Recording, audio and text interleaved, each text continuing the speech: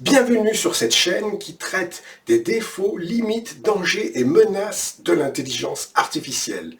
Le sujet de cette vidéo, c'est justement un danger, le danger de la technologie sans maîtrise. Intelligence artificielle et Fardier de Cugnot, c'est parti! Si vous êtes venu sur cette vidéo, c'est que vous vous demandez quel peut bien être le lien entre une machine à vapeur, le Fardier de Cugnot, et l'intelligence artificielle. A priori, il n'y a aucun point commun entre, on va dire, un tas de ferraille, même si c'est animé par l'énergie de la vapeur, et puis l'intelligence artificielle avec ses octets qui circulent et qui sont calculés dans les processeurs. Bien, en fait, il y a un lien qui n'est pas mécanique, qui n'est pas physique, mais qui est philosophique. On va voir ça tout de suite. Tout d'abord, on va rappeler, mais très rapidement, ce qu'était le Fardier de Cugnot. En quelques mots, le Fardier de Cugnot, créé en XVIIIe siècle, a été le premier véhicule indépendant à se mouvoir par lui-même, autrement que par une force humaine, animale ou naturelle. Il était constitué de 3 roues, une à l'avant, 2 à l'arrière, on va dire d'une carrosserie ou plutôt d'un châssis, puisque c'était à l'air libre, et puis bien sûr d'un moteur à vapeur. Ce fut donc dans l'histoire de l'humanité que l'on connaît le premier véhicule automobile, le premier véhicule à faire un parcours, le premier véhicule à avoir des passagers, et donc le premier véhicule à avoir un accident.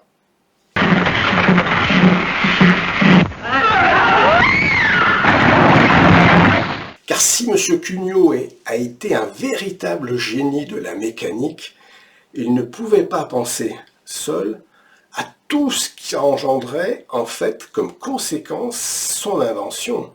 Il était en train d'aborder tellement de domaines nouveaux à la fois pour lui et pour toute l'humanité, pour tous les savoirs de l'époque, qu'il n'a pas pu penser à tout. Et en fait, il y avait effectivement une faille que personne n'a vu venir, ni l'inventeur, ni les témoins, jusqu'à ce que l'accident arrive. En effet, il y avait tout dans son Fardier, dans son véhicule automobile.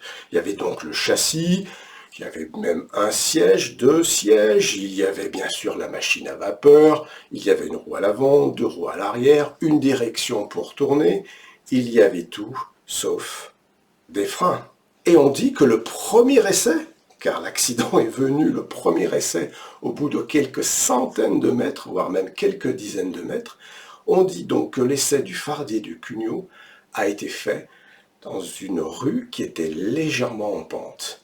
Si vous commencez à rouler, vous ne pouvez pas vous arrêter sans percuter quelqu'un ou quelque chose. Et en l'occurrence, cela a été un mur. Le Fardier de Cugnot s'est pris un mur. Et pour l'intelligence artificielle, il en sera de même. Pour l'instant, tout est beau, tout est magnifique, tout est spectaculaire, beaucoup d'argent circule parce qu'il y a beaucoup d'espoir. On est donc dans la même situation que le Fardier de Cugnot. On a quelque chose de complètement révolutionnaire, inédit, on embarque du monde, on dépense de l'argent et on commence à faire les premiers mètres sur cette nouvelle machine qu'est l'intelligence artificielle. Et sur les premiers mètres, tout se passe bien. Mais dès qu'on va commencer à aborder des difficultés, des véritables difficultés, que va-t-il se passer?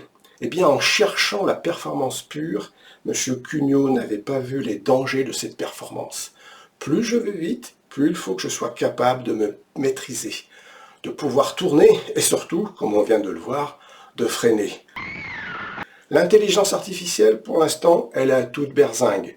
Les régulations n'auront aucun effet dans les semaines et mois à venir parce qu'il y a trop d'intérêt à fournir un outil qui nous semble satisfaisant et qui repose sur l'immédiateté. C'était exactement pareil pour M. Cugnot. On avait envie de se déplacer, eh bien on invente un véhicule qui nous permet de nous déplacer rapidement. L'intelligence artificielle, on a besoin de réponses qui nous semblent pertinentes, en fait correctes, eh bien on les prend et on les accepte telles quelles. Mais quand on a des problèmes de fondation, un jour ou l'autre, on le paye. Est-ce qu'il n'y a pas une faille, voire des failles fondamentales dans l'intelligence artificielle? C'est ce que l'on défend dans cette chaîne. Et vous pouvez aussi voir également ce que l'on propose comme antidote et alternative à l'intelligence artificielle. Donc, si rien ne change, il est très probable que l'intelligence artificielle va avoir à percuter un mur. C'est le mur que l'on appelle le mur du son du savoir. L'intelligence artificielle est un moteur à hélice qui ne peut pas nous emmener sur la Lune en raison de ses limitations. Il en a été de même du fardier de Cugnot, et c'est pour ceci que c'est une belle réflexion sur les inventions, les innovations, et aussi sur la philosophie. Rien ne peut se passer de profond et de pertinent sans maîtrise. Alors, utilisons des outils sur lesquels nous avons la maîtrise. À très bientôt pour une prochaine vidéo. Et en matière de savoir, je ne saurais trop vous recommander la lecture de 2 ouvrages qui sont dédiés au sujet de l'intelligence artificielle et de son alternative.